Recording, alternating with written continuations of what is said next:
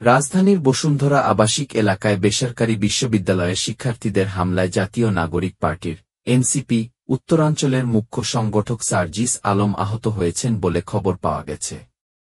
হামলার অভিযোগ নিয়ে তিনি ও তার অনুসারীরা ভাটারা থানায় যান বলে জানা যায়। এ ঘটনাকে কেন্দ্র করে বুধবার মধ্যরাতে সার্জিস আলম ফেসবুকে একটি পোস্ট দিয়েছে। এতে লিখেছেন, ইফতারের পর বসুন্ধরা আবাসিক এলাকার প্রাইভেট ইউনিভার্সিটির সহযোদ্ধাদের সাথে চায়ের আড্ডা দিতে এবং তাদের কথা শুনতে যাই। সন্ধ্যা ৭টা থেকে রাত ১০টা পর্যন্ত তাদের সাথে গল্প আড্ডা হয়, তাদের কথা শোনা হয়, চায়ের আড্ডা হয়।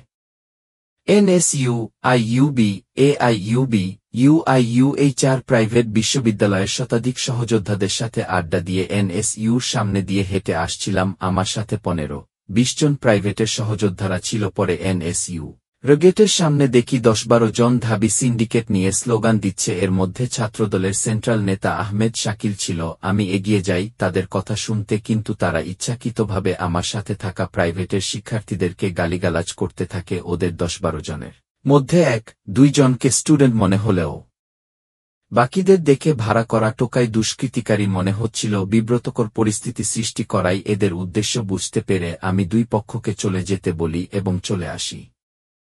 পরবর্তীতে ছাত্রদলের শাকিল তার নেতৃত্বে তার সাথে থাকা টোকাই দুষ্কৃতিকারী সন্ত্রাসীদের নিয়ে পূর্বে আমার সাথে থাকা ওই প্রাইভেট ইউনিভার্সিটির ছেলেদের উপর ধারালো অস্ত্র দিয়ে হামলা করে এবং সরাসরি মাথায় ও পিঠে আঘাত করে একাধিকজনকে রক্তাক্ত করে।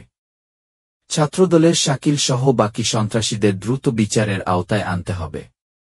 ১৬ বছর ধরে ছাত্রদল টোকাই লীগের দ্বারা নির্যাতিত হওয়ার পর আজকে যদি ছাত্রদলের কেউ একইভাবে টোকাই লীগের সন্ত্রাসীদের মতো আচরণ করে, তাহলে তারও পরিণতি টোকাই লীগের মতো হতে খুব বেশি দিন লাগবে না। শিক্ষা নেন, সময় থাকতে নিকট অতীত থেকে শিক্ষা নেন।